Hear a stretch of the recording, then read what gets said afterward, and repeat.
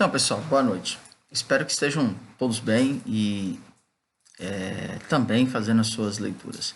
Esse é mais um vídeo que eu estou trabalhando para falar um pouco sobre o livro 1984, como a gente já tinha conversado, né? Tinha combinado certinho. A ideia, na verdade, desse vídeo é só falar um aspecto geral do que é o livro e, obviamente, esse aspecto geral dentro de elementos que se dedicam mais, né, que estão mais voltados para a visão geográfica do livro, tá certo? Não uma visão literata, né? Então, vocês estão vendo aqui uma fala mais de um professor de geografia. O livro de 1984 de George Orwell, como você pode perceber, ele tem esse nome, né, talvez numa mudança aí que o autor faz, né, uma brincadeira que ele faz com números, mas como vocês já podem saber, é um livro que foi editado em 1900 e terminada a sua escrita em 1948, e ele foi publicado em 1949, né? Então, na prática, o livro ele tem o título de 84, mas é só uma mudança da posição aí dos dois últimos algarismos. O George Orwell, ele é uma figura que viveu então esse período entre da década de 40, né, 30, 40, enfim. É um livro que basicamente é dividido em três partes. Parte 1 da página 7 à página 112. Eu estou partindo da edição da Príncipes, que foi a que eu utilizei, que é a edição impressa, tá? Então, a parte 1 da página 2, da página 7, página 7 até a página 112, portanto, possui 8 capítulos essa primeira parte. A segunda parte, da página 113 a 242, portanto, possui 10 capítulos, e a parte 3, da página 143 a 320, possuindo 6 capítulos.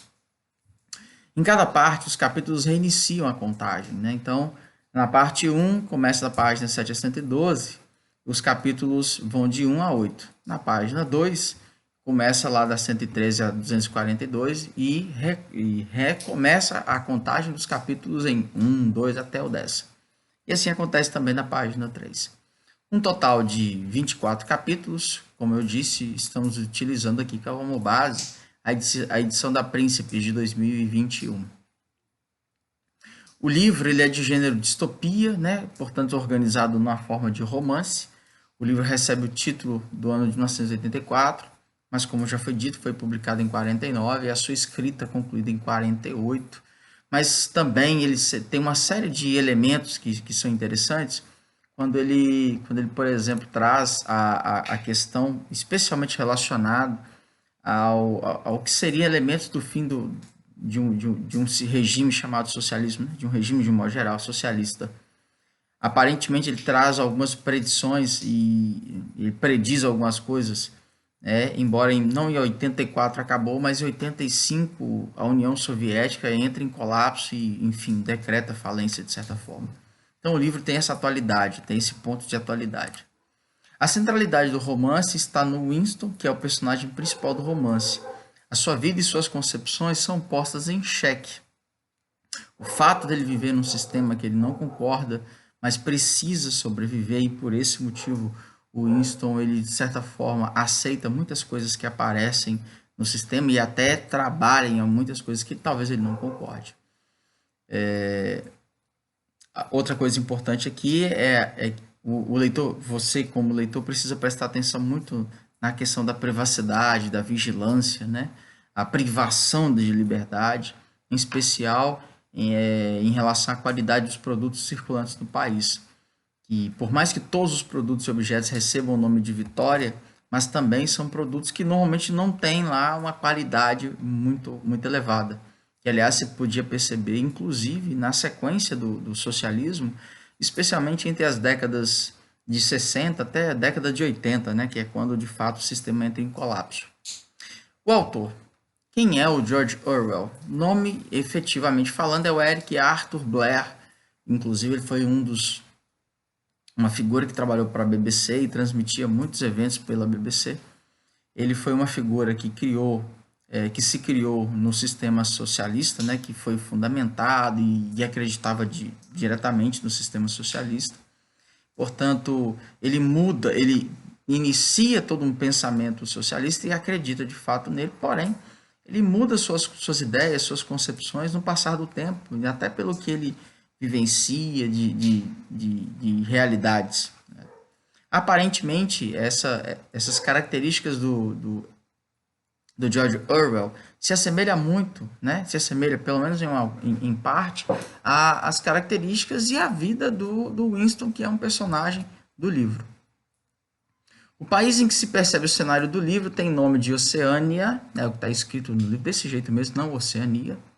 A área total é a junção das Américas, da Grã-Bretanha, do sul da África e também do que seria o continente Oceania, né? Como forma de governo tem-se o partido único, inclusive ele fala o partido, o grande irmão, portanto a formação de um regime totalitário, uma ditadura. E a composição política previstamente um socialismo stalinista. Então a gente vai perceber que o mundo como um todo dentro do livro foi dividido em 4 grandes áreas. A Oceânia, né, são essas áreas que a gente falou, a América, Grã-Bretanha, o sul que seria mais ou menos a metade sul da África e a Oceania, e o que seria a Eurásia, né, que é a junção do restante da Europa, mais a boa parte da Ásia, a exceção talvez da China, do que seria a área da China, do Japão, né, então tá fora isso aí. A Lestásia, portanto, acaba sendo as Coreias, o Japão, a área das Coreias, a área do Japão e a área, mais ou menos a área da China, mais alguns países do sul desse sudeste asiático, que é uma área, inclusive, em disputa, né, pelo governo da Oceânia. Então, e aí tem são esses, na verdade, não tem mais que isso não. Outro detalhe também, os personagens que vão aparecer no livro de modo geral, é o Winston, o O'Brien, o Tillotson, o Withers, o Syme, o Parsons, ou Pearsons, como quiser dizer, o Goldstein, a Catharine, a Julia e o Charrington. São esses personagens que vão, de alguma forma, contribuir na sequência do romance, do livro. E também eu quis fazer uma apresentação, mas enfim, não ficou legal, aí acaba que eu vou basicamente fazer uma leitura rápida.